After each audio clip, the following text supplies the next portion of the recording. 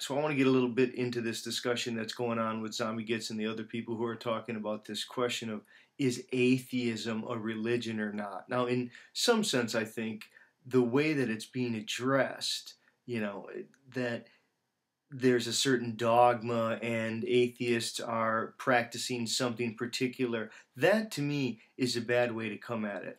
I think a different way to come at it would be, again, to go to our good friend here, Ernest Becker in Escape from Evil. Here's something that I think is the way that I would want to enter into the discussion. And it isn't to necessarily say that atheism is a religion, but the question is, are all cultural institutions in their very nature a kind of religiosity? Okay, so here's Becker. This is from page 4 of Escape from Evil. He writes, culture itself is sacred since it is, quotes, the religion that assures in some way the perpetuation of its members. All systematizations of culture have in the end the same goal, to assure them in some way their lives count in the universe more than merely physical things count.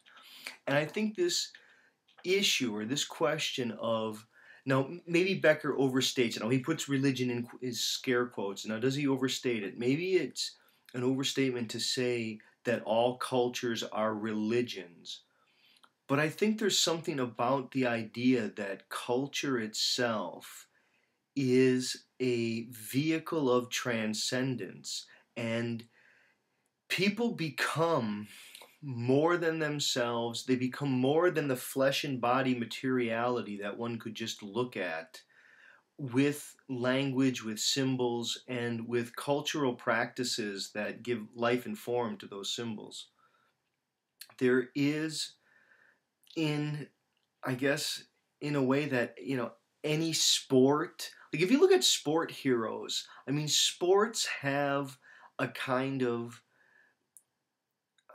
religiosity to them, in that they have great figures who people try to emulate. I think if people want to say, well, who are really great atheists? If you could identify really great atheists who in their practices embodied a kind of life script that other atheists could try to live up to in their atheism, to me it looks a little bit like a religion. In the same way that all language practices that are embedded in culture and history are a kind of time binding or a kind of transcendence. So yeah, I agree with Zombie. It's not to shake a finger. It's not to say, oh yes, it's a bad thing to suggest that there are spiritual or religious dimensions. It's the question of, what are the political powers, what are the sort of social organized factors that I guess bear into the way that certain kinds of organized religions have been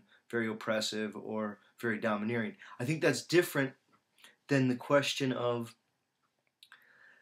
does it, does falling to language make one a kind of spiritual being?